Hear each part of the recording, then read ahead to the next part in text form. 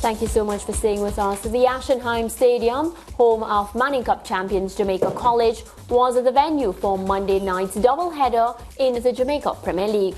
The two matches completed game week 12 of the competition, with Cavalier and Arnett Gardens registering wins. Ricardo Chambers has a roundup. 2021 champions Cavalier taking on Malines United in the penultimate match of round 12 of the Jamaica Premier League. Both goalkeepers were tested in the first half, but fans had to wait until the 51st minute for the opening goal. Christopher Ainsworth, low cross, expertly turned in by former Jamaica College star Chanel Thomas. What a finish! Welcome back to the Jamaica Premier League, Chanel Thomas. He opens his account. Cavalier kept the pressure on and got the insurance goal in the 79th. Beautiful ball threaded through by Dwayne Atkinson for the informed Colin Anderson. Colin Anderson again. He just can't stop scoring.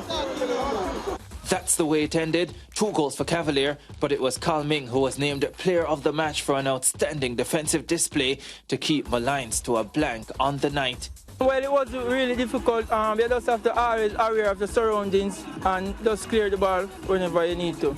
Final encounter of the round, Arnett Gardens taking on Harbourview. There was just one shot on target in this one, and it decided the encounter. Shea Smith on his Arnett debut with a fine finish to win it for the Junglists. Finally, for the Junglists and for Shea Smith, who opens his account. For me, it's tremendous because it's been a while since I've not been out there on the pitch. So for me, it was excellent. Tell me about the goal. It seemed as if when you cut inside, you opened your body as if you were going for the far post and then went for the near post. Was that what happened? Yeah, exactly. That was what happened. But the thing is that while I see the option for far post, I see that the keeper was heading that side, and it was like traffic there, so I have to change my mind as quickly as possible and then go near post. Let's have a look at the full results from round 12. Veer United winning 1-0 over Falkland. An important point for struggling Chapperton in their 0-0 draw with Dunbeholden. Late winner for Mount Pleasant in their 1-0 scoreline against Humberline, while Waterhouse and Portmore United ended 1-1. And a big 3-0 win for Tivoli over Mobay United, plus the wins for Cavalier and Arnett. Those results leave the table looking like this. Mount Pleasant leading on 27 points, 2 ahead of Cavalier on 25. Arnett climbed to third on 21 points with Monday night's victory. Humberline are now 4th ahead of Harbourview and Dunbeholden, who round out the top 6. Chapperton and Falkland are the teams in the relegation zone. Both teams on 3 points each. Now, following the second game, the Harbourview coach, Ludlow Bernard, was livid over his team's wastefulness in front of goal. Check out his post-match interaction with Dwight Jeremiah. Luddy, 0 shots on target from your team all night long. It was a type of performance. 0 shots on target and many opportunities created, and we're still not converting, and that is my disgust right now.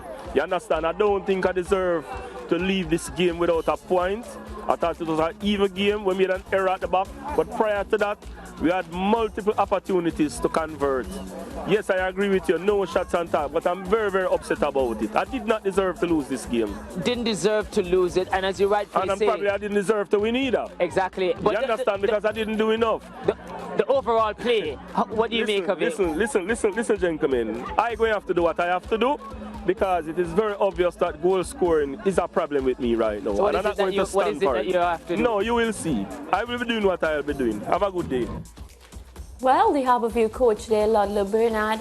George, we will see. Have a good day. You know, there are some adjectives that you can use to describe Ludlow Bernard. He is, well, classically you would say he's a phlegmatic character, meaning that he's cool, nothing really bothers him, but it won't be as complex as to say phlegmatic. Mariah, the man, is always cool. He's mostly undemonstrative on these sidelines. He watches the action, he'll speak to his players, but you would never see him remonstrating with the players. He animated at all.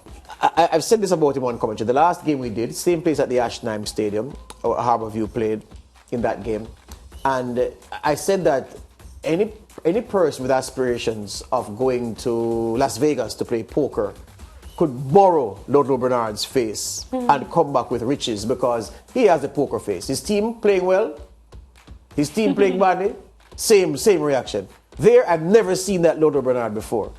The man almost prevented Dwight Jeremiah, our good friend, from asking any questions because he kept he was so angry, he wanted to get his view out, and he ended the interview abruptly. He says, look, have a good day, Jay. Yeah. I've never seen Ludlow Bernard like that. Yeah, which means changes are coming for Harbour View. But it's a problem though, Mariah. I don't know if there are, well, I know that our local transfer window may not accord with the FIFA window, which closes today.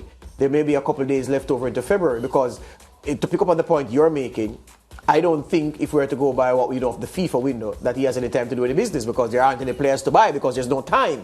So unless he has time, I don't know how he's going to fix this problem of his forwards misfiring. Yeah, but what about that win for Arnett? Congratulations to them. It's just one goal. Yeah, but that's all you need. Yeah, but just like Barcelona. Eh? Yeah. And their debutant, of course. Shea Smith. Yeah. Getting the goal. Yeah, the ex-Portmore United man. Shea Smith is always good for a goal. His problem at Portmore United was that he couldn't stay fit. He'd play one game, get a knock, come to the next game heavily bandaged, get a knock in that game, then miss 5 games and return, and the same thing would happen to him. He never had a consistent run of games. When he was able to play, you could see that this was a deadly finisher, a good goal scorer at this level. And he has started his Arnett Gardens journey with a goal. And I think that this will do wonders for the confidence of the young man. Not that his confidence is an issue, the issue of confidence with him. It's just fitness. Let's hope that he has put the periods of injury and inactivity behind him. He can stay fit. If he stays fit, Mariah, you're looking at a man who can score in double figures before the end of the season. Yeah, looking forward to that. Most definitely. Cavalier now beating Malines 2-0 to closing the gap on the leaders, Mount Pleasant. What did you make of their performance? Yeah, Cavalier are going to be are a dangerous team. I've admired them ever since they came the first time. That admiration was not interrupted by the fact of their relegation, but they returned and they became champions, and they are a top team. Nobody sees Cavalier in the game week draw and thinks, this is a gimme, this is 3 points. They are very tough, very young, very energetic, very skillful, very quick, but they've played differently this season to how they played most seasons. Most seasons, a Cavalier team was a dead counter-attacking team. You lost the ball high, they sprint away with 3-4 guys, and then they'd hurt you. They can play different ways this time because they have a forward in Colin Anderson who, as Donald Oliver noted on commentary, scores for fun, is scoring for fun in the Premier League this season.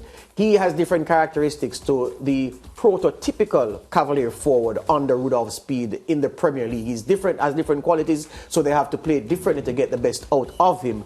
And given that they're playing to a central striker, Colin Anderson, which they didn't used to do before, he's producing the goods and repaying the investment of faith by Rudolph Speed and the team. Long may it continue for the boys from Cavalier. Yeah, the only team standing in their way, Mount Pleasant, of course, being led by Theodore Tapper Whitmore. That team, of course, flying very high as well. You expect Cavalier to displace Mount Pleasant? Well, I expect it to be a dogfight all the way down to the end. Mount Pleasant, though, I mean, they've done several things. They've been strong in the regular season, qualified for the playoffs, but they've yet to turn up from the playoffs in the round for the semi-final and the final. They've not quite done that yet.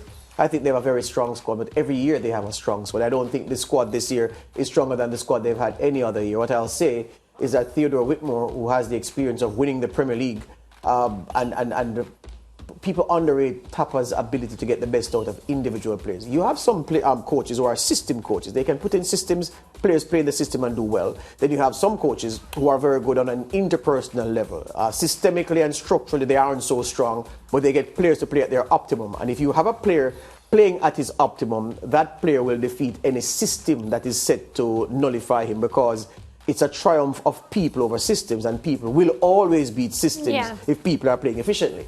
So Tapper has that way about him to get individuals to play well, and I say that because of how Trevante Stewart, the man who scored that winning goal for them, how he is playing and the season he's had. I'm very happy with his progress. He has already notched up 10 goals. Yes. I was listening to his post-match interview, and he's aiming for 25 this season. Yes, he should. Think he can get it? I absolutely think so. Mariah, again, this is a man. Both I say it again, the 2 leading scorers this season so far in the Premier League, Anderson at Cavalier and Stewart at Mount Pleasant.